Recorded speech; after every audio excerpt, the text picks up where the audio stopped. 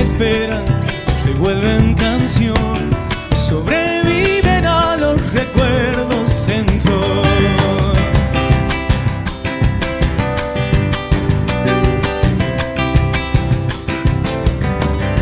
A veces flotando, un náufrago soy algún pedazo del tren que pasó.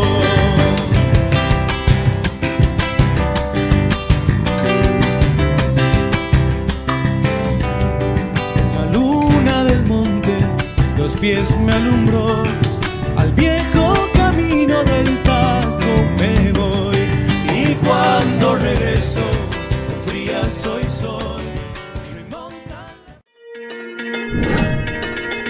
Frías es una ciudad de Argentina perteneciente a la provincia de Santiago del Estero, cerca del límite con la provincia de Catamarca, y es la cabecera del departamento Choya. Se encuentra a orillas del río Albigasta. Debido a su ubicación, el clima en Frías es subtropical. Los veranos son largos, cálidos y húmedos. Los inviernos son cortos, frescos y secos, y está mayormente despejado durante todo el año.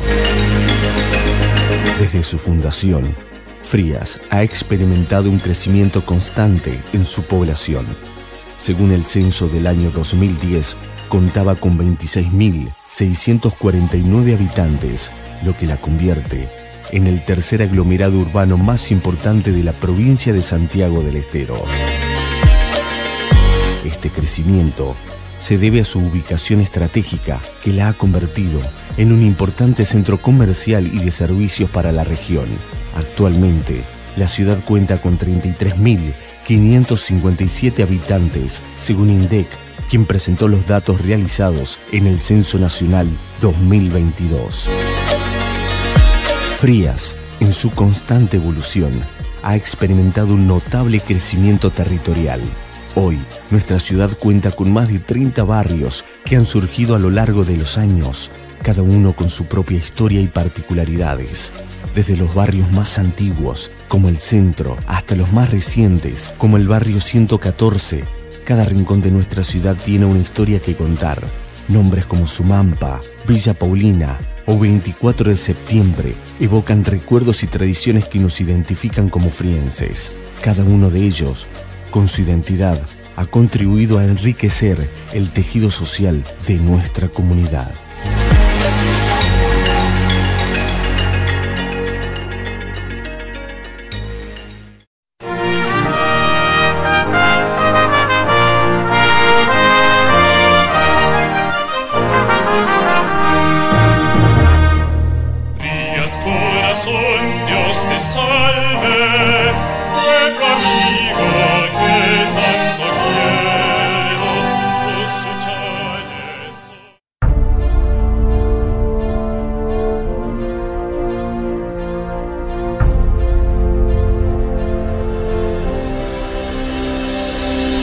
En el corazón de Frías flamea un símbolo de esperanza y unión, diseñada por el joven Jaime Riviere en el año 2000.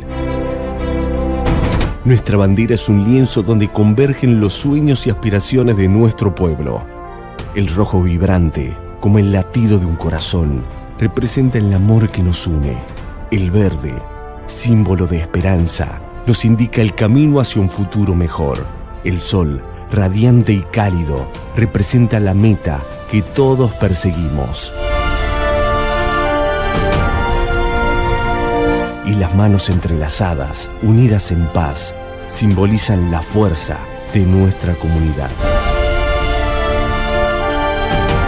Y si hablamos de símbolos que nos identifican, no podemos dejar de mencionar a nuestra banda de música Manuel Clemente Tenreiro. Sus melodías, que acompañan cada acto oficial y evento importante, son el corazón musical de Frías. Esta prestigiosa institución, con su escuela de formación en diversos instrumentos, forjan a las futuras generaciones de músicos que embellecen cada celebración con sus armoniosas interpretaciones. La banda, al igual que nuestra bandera, es un legado que transmitimos con orgullo de generación en generación.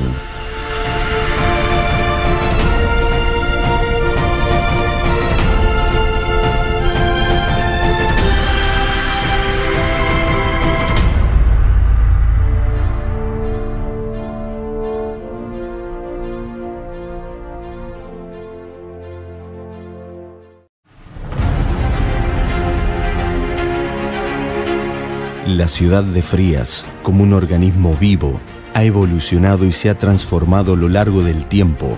De un pequeño poblado se ha convertido en un centro urbano vibrante donde la tradición se fusiona con la modernidad.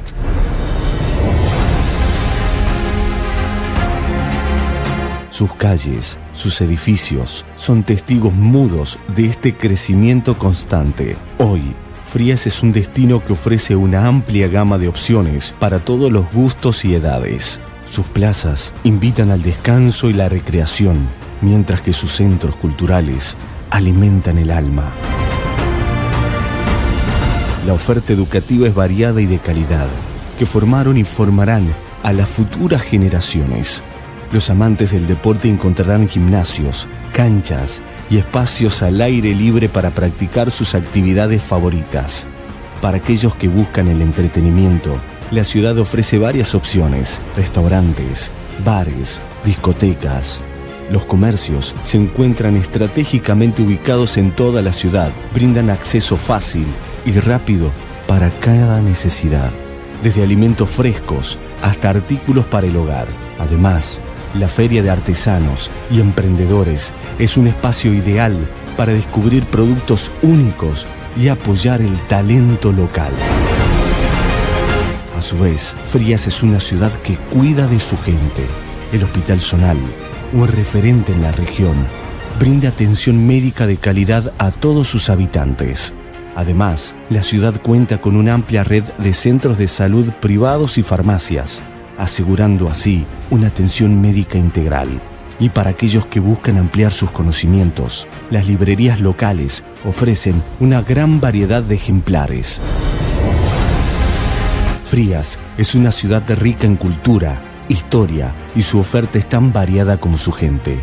Desde medios de comunicación que informan y entretienen, hasta hoteles que brindan una cálida bienvenida. Sus iglesias son refugios espirituales y sus academias de danza, un espacio para expresar el alma, convirtiéndola en un destino que enamora a cada visitante con su rica historia, su cálida gente, su cultura y lugares únicos. La fundación de Frías, una ciudad estratégica en el noroeste argentino, fue el resultado de una compleja interacción de factores políticos, económicos y geográficos. A mediados del siglo XIX, en el marco de la expansión ferroviaria en Argentina, se decidió construir el Ferrocarril Central Norte, uniendo las provincias del norte con el resto del país.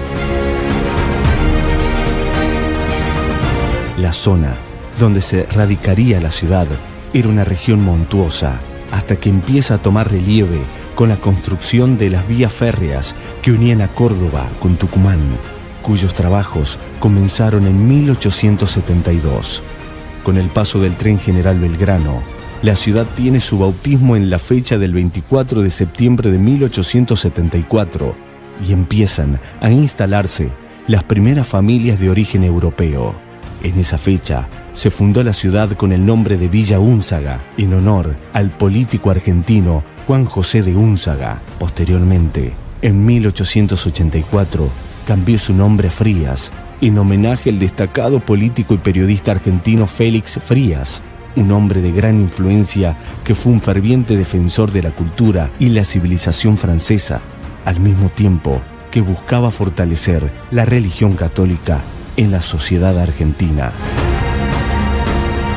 Su legado continúa vivo en la ciudad que lleva su nombre, recordándonos la importancia de la cultura y la identidad nacional.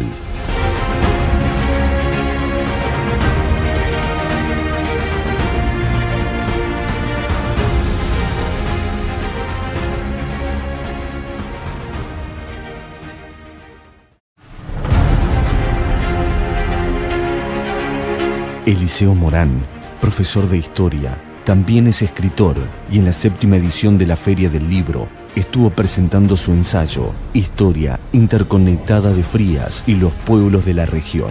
Un trabajo de investigación donde se abren los interrogantes sobre identidad, trabajo y sociedad en perspectiva histórica. Morán nos muestra que detrás de la historia amateur se esconde un universo complejo y fascinante, digno de ser explorado, y que nuestra historia es mucho más compleja y rica de lo que imaginamos.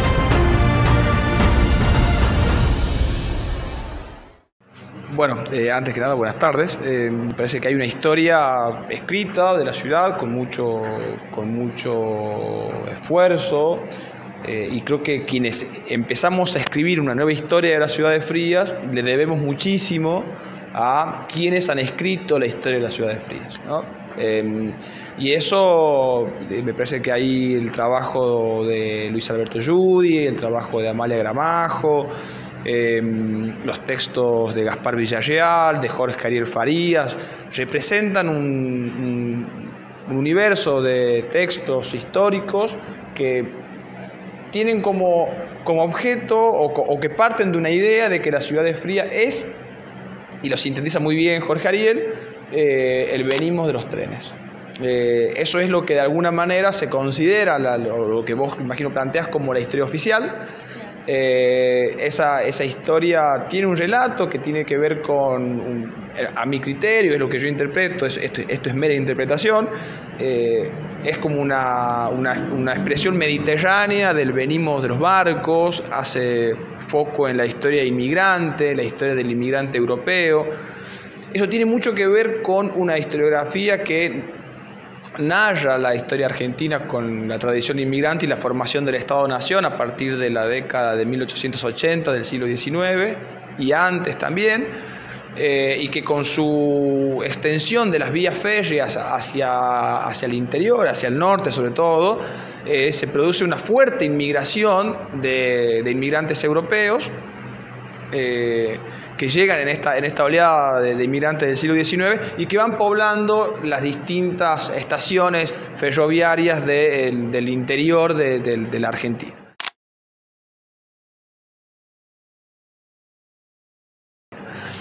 Esa visión de la historia tiene una idea de que el progreso va en el tren, digamos, el ferrocarril es el progreso, y esos inmigrantes traen consigo esa posibilidad de progreso. Eso es cierto de alguna manera en cuanto a que es real. El tren llegó, el tren generó un trazado, las estaciones se crearon, los inmigrantes llegaron y surge una historia. Lo que no dicen esos textos, y por ahí es lo que intento hacer con mi aporte, es qué pasa con los otros que no llegaron en los trenes. Y ahí hay que pensar qué pasa con localidades como Frías, que tiene que a mi entender tiene que pensarse en un vínculo no solo con el trazado ferroviario, sino también con el mundo del trabajo que está hacia alrededor de las localidades. Entonces ahí podemos pensar el trabajo en los obrajes, que es el trabajo de los hacheros, el trabajo de los carboneros, el trabajo de los madereros, que es el que hacen los pueblos del interior del departamento de Choya, del interior del departamento de La Paz, del interior del departamento de Santa Rosa en Catamarca, y también el trabajo de los mineros, sobre todo de los caleros, en la zona de Estación La Punta, de San Pedro de Choya, y también en una zona minera del este catamarqueño.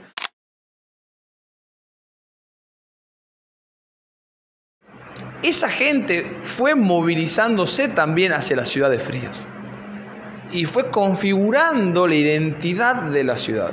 Entonces, la identidad de la ciudad es una historia de inmigrantes, sí, europeos, sí, al menos hasta 1910. Luego es una inmigración árabe hasta 1920 y pico. Y después es una fluctuación de poblaciones cercanas, un movimiento constante de población cercana que va configurando la identidad de los barrios de la ciudad, que va configurando la identidad de Frías en su conjunto, pero que si uno mira las historias de cualquiera de los pueblos cuando son escritas, no están conectadas. Es decir, yo miro Frías y parece que Frías no tiene absolutamente nada que ver con Choya, no tiene nada que ver con Tapso, no tiene nada que ver con Quirós, no tiene nada que ver con Lavalle. Y lo real es que nosotros tenemos demasiado que ver con todos esos pueblos. Nuestros abuelos llegaron también desde ahí, pero después el lazo comercial, la mayoría de estos inmigrantes que llegaron desde Europa, vamos a pensar en la primera parte del siglo XX, fueron a construir sus obrajes adentro del departamento Choya, adentro del departamento San Martín, adentro de la zona del departamento La Paz o el departamento Santa Rosa. Los árabes que llegaron y construyeron su comercio y también sus obrajes, lo hicieron también en el interior de esos departamentos. Y los obreros que eran de ahí, cuando salían a cobrar, cuando salían a divertirse, venían a hacerlo a la ciudad de Frías, por un día, por 2 días, y después cuando pudieron mandar a sus hijos a estudiar, segunda o tercera generación, lo mandaron a la ciudad de Frías.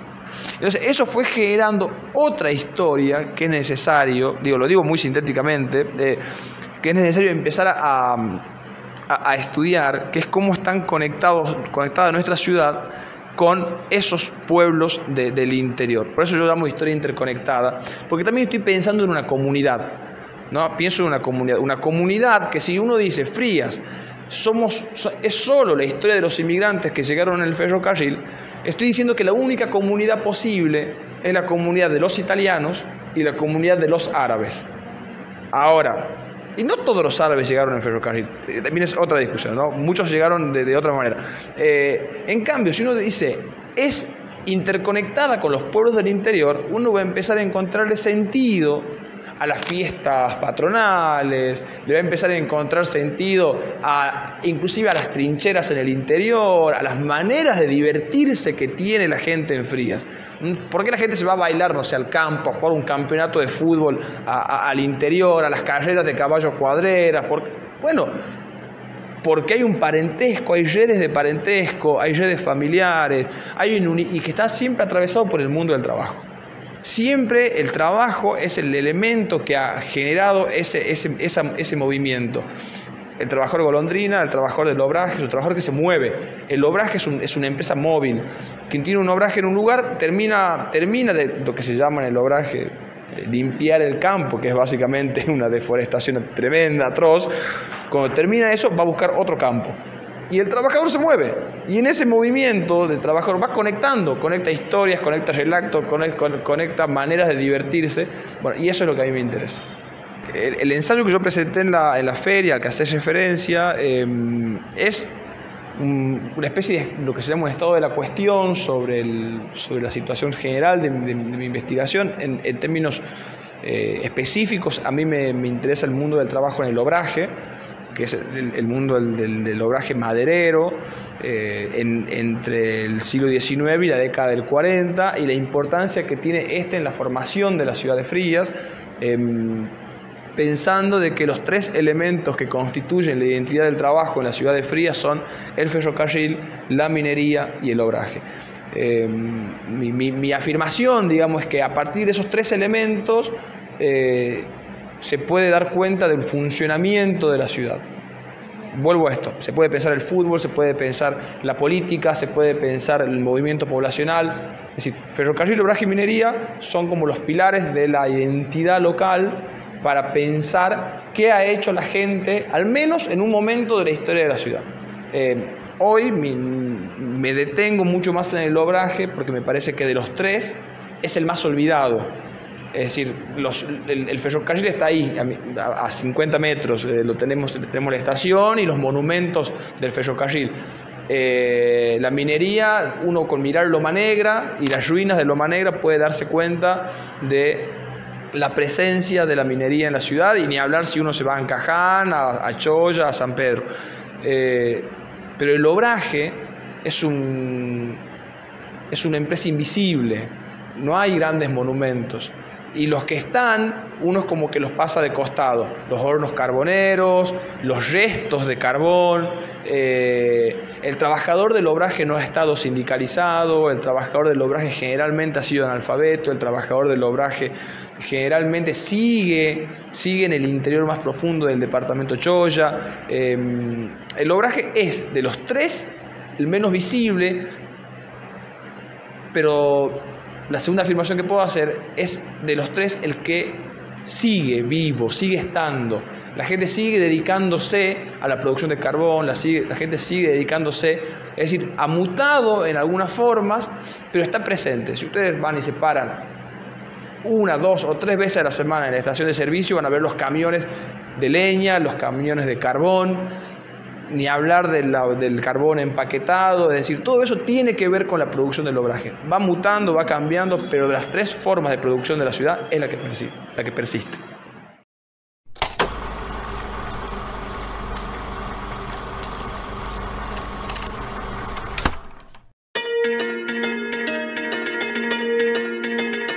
La historia de las vías en Argentina comenzó en 1855, al firmarse contratos entre empresas inglesas y el Estado. La mañana del 29 de agosto de 1857, ante una gran multitud, la locomotora La Porteña empezaba su recorrido triunfal.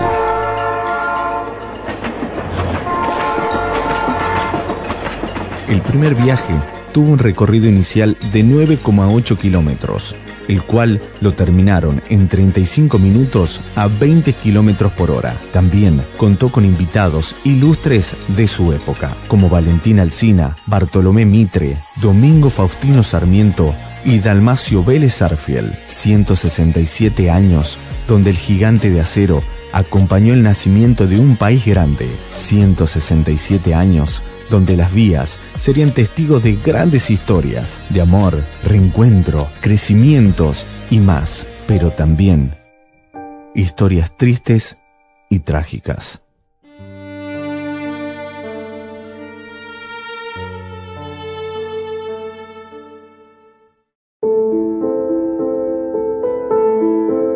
Los accidentes férreos ocurrieron a lo largo y ancho del país, destacándose algunos por lo trágico del suceso.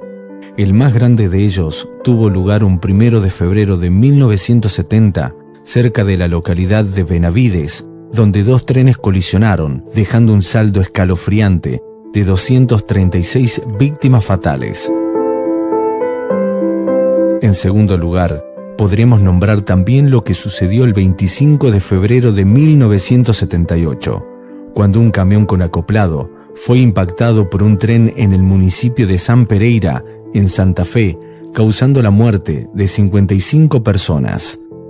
Y, por último, la más actual, la tragedia de Once, que se cobró la vida de 51 personas, un 22 de febrero del 2012.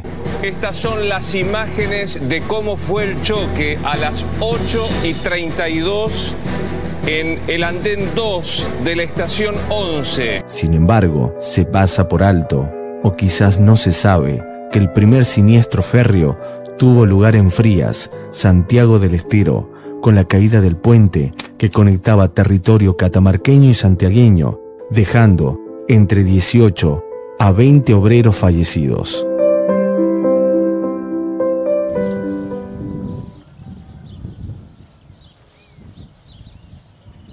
Lunes 16 de enero de 1939. Comenzaba una nueva jornada laboral en el ferrocarril. Entre las 4:35 de la mañana y 4:45 hacía su paso por el antiguo puente ferroviario el tren de pasajeros. Y minutos después pasaba un tren carguero. Bueno, ahora el río no trae nada de agua, pero en ese momento, en el año 39, había inundaciones, había crecido del río. Como te decía, el agua pegaba en la defensa que tiene el puente y poco a poco ha ido cediendo el segundo muro del puente. El tren pasajero que va a Córdoba había pasado a las 4:45 de ese día y había dejado en malas condiciones el puente. Y a las media hora después salió el tren Balasto, conducida por Gerardo Asieri. El foguista fue Bartolomé Maldonado y el pasaleña o vaporista Juan Ávila. De eso se componía la tripulación del tren. Y llevaba un furgón con 15 obreros de vía y obra para hacer trabajo en Quiró. Tren Balasto, como lo llaman, el tren de trabajo. No me cierro un poquito los horarios, pero la historia dice así, que a los 30 minutos de haber pasado el pasajero, cayó el tren cobrándose 18 víctimas. A todo esto nos ponemos en contexto. Una vez que pasó el tren de pasajeros, nos encontramos que el maquinista se dio cuenta de que la estructura del antiguo puente estaba empezando a ceder. Estaba empezando como a deformarse, algo raro pasaba.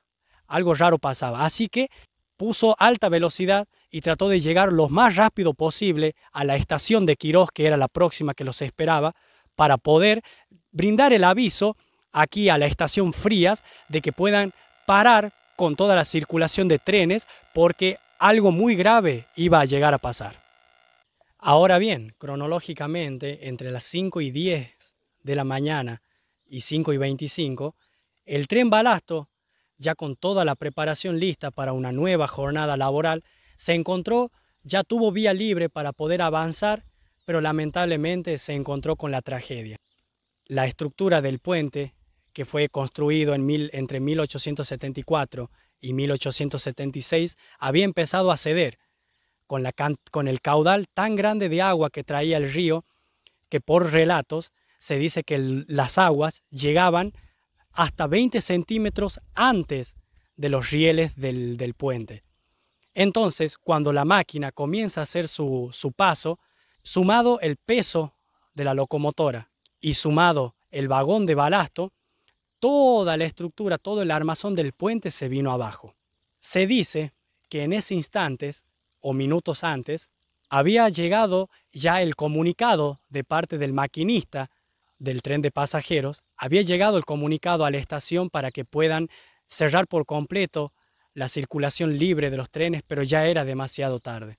Las corrientes rápidas y crecidas del río llevaron todo a su paso. Arrastraron el puente, la locomotora y la vida de los operarios por varios kilómetros río abajo. Fueron pasando los días y el caudal del agua pudo ir bajando y bueno, a todo esto, por parte de un comunicado del Ministerio de Gobierno de la provincia, se designó que policías del departamento Choya designaran a nadadores que puedan recorrer el caudal, el trayecto del río, en búsqueda de todo lo que ha dejado semejante tragedia. En los días en que las aguas iban bajando, pudieron dar con la búsqueda lograda, porque pudieron encontrar restos de la locomotora, del puente, y también pudieron encontrar los cadáveres de los obreros que habían estado en la tragedia.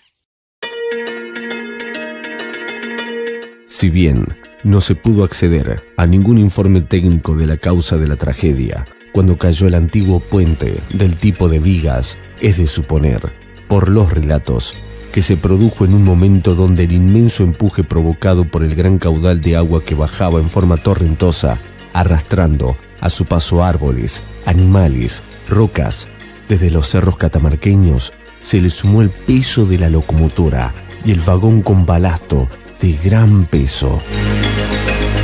La caída del puente fue un episodio que afectó directamente al transporte que, por entonces, se realizaba por esa vía, ya que conectaba a las provincias de Catamarca, Tucumán, Santiago del Estero y Córdoba, con Santa Fe y el puerto de Buenos Aires. El paso clave para ese tráfico era el puente sobre el río. Al interrumpirse el paso de los trenes de pasajeros, se vieron obligados a hacer una suerte de trasbordo entre los pasajeros y cargas de los trenes que eran transportados por jinetes de las cercanías para hacerlos llegar a nuestra ciudad. Operación que se complicaba cuando traía agua al río. Hasta ese momento no se había construido el puente carretero, pero en el río había una especie de vado, un lugar en el río con fondo firme, llano y poco profundo, por donde se podía pasar nadando, cabalgando o en algún vehículo. Todo duró hasta que meses después llegó el nuevo puente de acero, esta vez del tipo puente de armadura, y pudo restablecerse la comunicación ferroviaria. Con el tiempo, bueno, el puente fue reconstruyéndose de nuevo, mientras lo permitía el agua, porque para hacer excavación con el río crecido era imposible. Cosa que se pudo lograr a los 2 años más o menos, lo que me informa el ingeniero Frasaque, un historiador de Tucumán. Él me dice que 2 años aproximadamente entre excavaciones y trabajo con herramientas que en la época de hoy lo harían mucho más rápido. Sí. En ese entonces no eran herramientas adecuadas, grúas, todas esas cosas que dispone el ferrocarril hoy.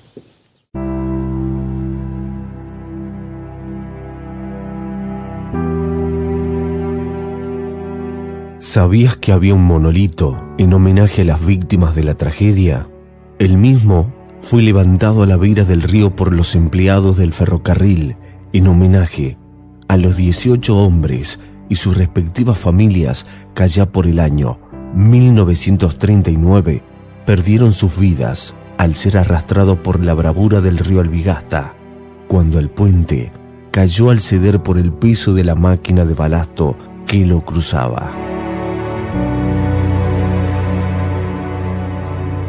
Materiales de archivo muestran cómo dirigentes del Club Atlético Frías rinden homenaje a todos los fallecidos y en especial a don Arsenio Bullo Díaz, que era jugador de la institución. El número 9, justamente Arsenio Díaz, que viene a ser tío mío. Él era la figura, la estrella del Club Atlético Frías. Y le rindieron homenaje con el monolito que construyeron acá. Yo tengo una imagen que te lo voy a pasar, en donde están los directivos del Club Atlético Frías rindiendo homenaje. Y tengo otra foto de cuando jugaba al fútbol, porque dice que era impresionante la patada que tenía, que los arqueros se hacían un lado a la pelota cuando pateaba un penal. Claro. Así era Arsenio Díaz. Y el hijo, René Díaz, fue ferroviario también, trabajó acá en la cuadrilla. Y el nieto, Richard Díaz, está trabajando todavía acá en la cuadrilla. Una generación de ferroviarios.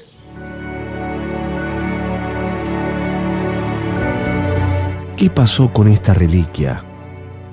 Hace 4 años y medio, Guillermo López, junto a su cuñado, demolieron el monolito con autorización de la municipalidad, ya que, según papeles escriturales del terreno, dicha reliquia invadía su terreno. Claro, era una cosa histórica, sí.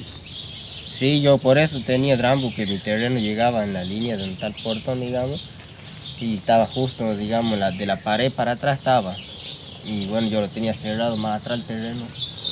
Y bueno, no podía hacer nada hasta que no fui a ferrocarril y ellos se han fijado en todos los papeles y me decían que no pertenecía al ferrocarril, que era una obra pública, digamos, ¿Una donación?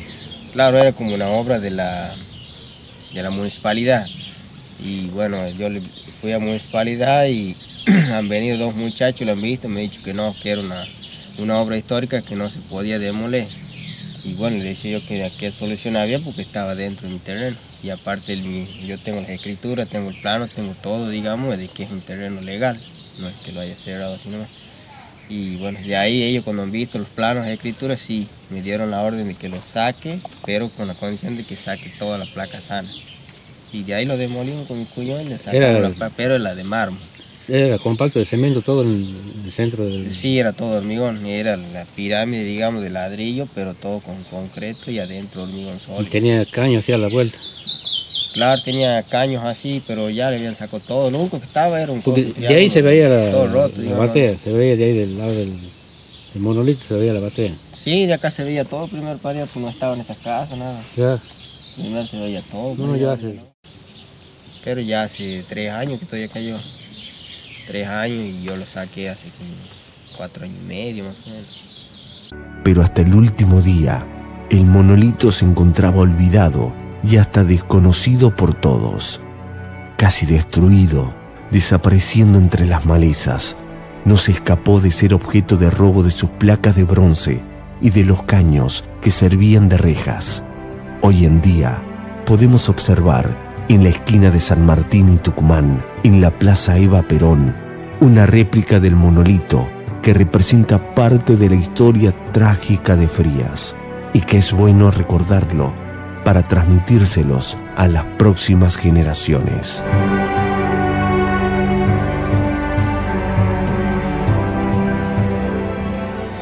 Yo el mensaje que dejaría es que no se olviden de la tragedia. No se olviden que había 18 familias que han padecido y sufrido por mucho tiempo. Yo lo he vivido de cerca con la tía que a días esperaba que aparezca el cuerpo, esperaba noticias y esperó y no pudo cristalizar sus ansias de velarlo por lo menos. Y que le enseñen a los nietos a esta tragedia que enlutó al país, que vengan al lugar que lo vean y seguramente aunque sea imaginariamente, lo podrán revivir esos momentos. Que sepan que la historia de los ferrocarriles tiene parte de su libreto acá en esta ciudad de Frías.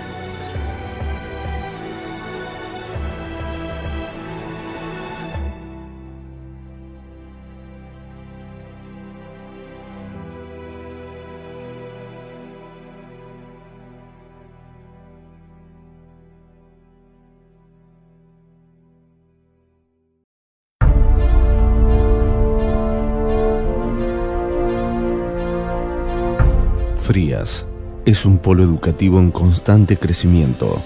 Su oferta abarca desde la educación inicial hasta la superior, con instituciones públicas y privadas que brindan una formación integral.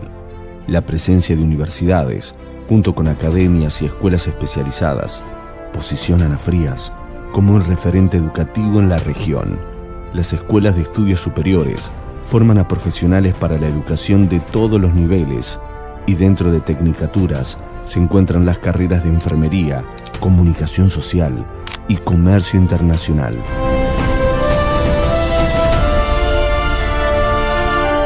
La ciudad también cuenta con escuelas para la educación especial, institutos privados de lenguas e idiomas.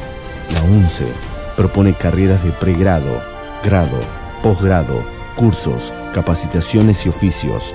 De la misma manera, la Universidad Siglo XXI ofrece una amplia oferta académica que cuenta con certificaciones internacionales y programas de formación para organizaciones.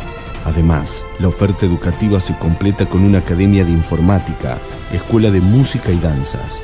No es válido olvidar la escuela de banda de música y orquesta para la formación de músicos instrumentalistas. La escuela número 17, Félix Frías, fue el faro que iluminó el camino de la educación en nuestra ciudad.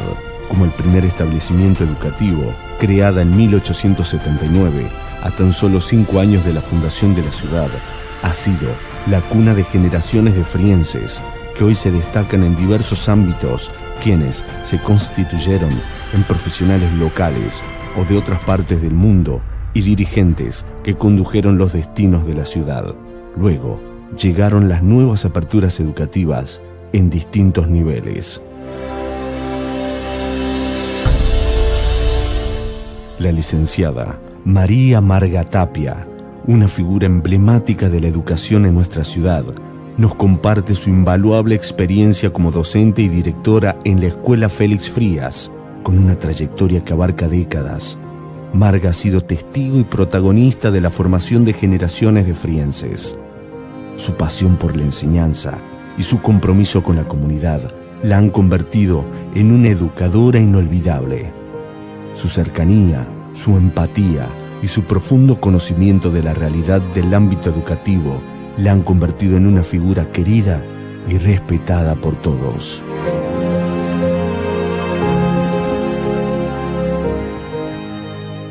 Para mí es un placer contarles todo lo que hice en mis 42 años de siembra en la docencia. Yo me inicié en la provincia de La Rioja, y donde permanecí 13 años y después me trasladé a Frías, Santiago del Estero, donde continué con mi carrera docente, primero como maestra de grado en la escuela número 30 Bernardino Rivadavia de la localidad de Choya, y después por concurso de ascenso de jerarquía fui ocupando diversos cargos jerárquicos como directora titular de segunda categoría de la escuela de Yolohuasi, departamento Loreto. Luego rendí para ser la directora titular de la escuela número 17 Félix Frías, en donde asumí un 1 de marzo de 1993. La verdad que hermosos recuerdos invaden en mi mente y realmente muy emotivo. Y bueno, durante 12 años trabajé en la Escuela Félix Frías con mi compañera de gestión, la vicedirectora titular, señora Dora Elda Coronel, con quien compartimos el accionar de esta prestigiosa institución que formadora de profesionales, políticos, grandes educadores que están diseminados a lo largo y a lo ancho de la República Argentina, y algunos también del exterior, así para nosotros es un orgullo. Y bueno, creo que siempre tratamos de llevar adelante una educación de calidad para una sociedad más justa. Y allí permanecí como directora titular, como te dije, 12 años, y en el año 2004 ya me dieron el primer ascenso como supervisora escolar de la provincia y me destinaron al departamento Moreno, Tintina, como sede, en donde estuve 3 años y tratando de hacer un trabajo serio, transparente, responsable, para beneficiar y para tranquilidad y seguridad de los docentes que confían en sus autoridades, ¿no? Después nunca me desprendí de lo que es capacitación docente, asesoramiento a los docentes. Usted ha visto que el docente no desconoce las normativas, entonces yo lo guío, lo oriento, cómo se va a inscribir. Ser docente, elegir la carrera docente, es, primero tener que tener vocación, una de las condiciones básicas, y además de capacitación permanente. Y bueno, sí que los chicos saben de que van a venir acá y van a tener la luz, diría, de todo lo que necesitan saber. Lo hago de corazón, con mucho gusto. Jamás lo hice como una tarea lucrativa, sino siempre digo que lo hago por placer, por vocación, y siempre estoy bregando para que los chicos se capaciten y puedan trabajar. La docencia no es fácil, es un camino bastante duro llegar. El tema es ingresar al sistema. Bien, como te decía, yo asumí en 1993. Desde al año siguiente se trasladó la señora como vicedirectora titular, la señora Dora Elda Coronel, y desde allí formamos un equipo de gestión bastante fuerte, porque es una escuela que alberga siempre una matrícula de 600, 700, 800 alumnos. Está ubicada en el casco céntrico de la ciudad de Frías, y nosotros nos tocó con Dora trabajar en la implementación de la Ley Federal de Educación. Sí, de la Ley Federal de Educación, en donde en los séptimos grados debían pasar al secundario. Nosotros teníamos la escuela industrial, en donde fueron la profesora Noemí Tapia, la profesora Sandra Andrade Morales, que eran las maestras de séptimo grado. Y bueno, que después, cuando diría se dejó sin efecto la Ley Federal de Educación y surge la Ley 26.206, que es la actual, la Ley Nacional de Educación, en donde Santiago del Estero elige como estructura para el primario de hasta séptimo grado. Claro. Hay jurisdicciones que tienen hasta sexto. Creo que Catamarca la primaria es hasta sexto grado y séptimo ya es primer año para el secundario. En cambio, Santiago del Estero optó que séptimo grado quede en la primaria y bueno, el secundario como estaba. Y bueno, así que las colegas volvieron a su escuela de origen y bueno, y reorganizar los séptimos grados.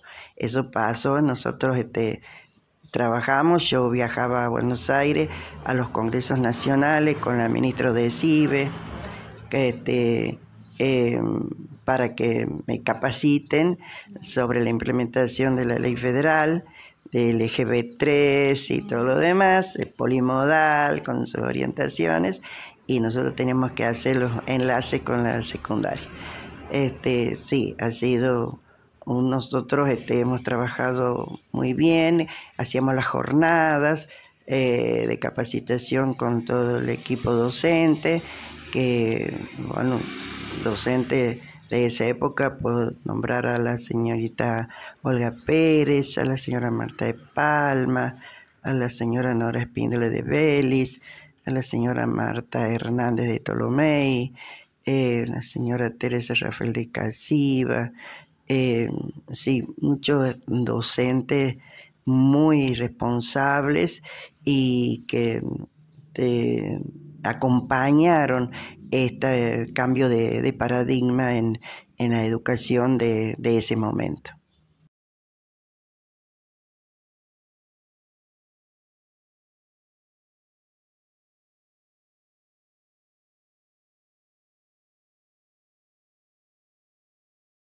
Bueno, mi nombre es Marquesa Soria de Cadamuro y por estos tiempos estoy a cargo de esta centenaria institución que es la Biblioteca Popular Sarmiento de nuestra querida ciudad de Frías.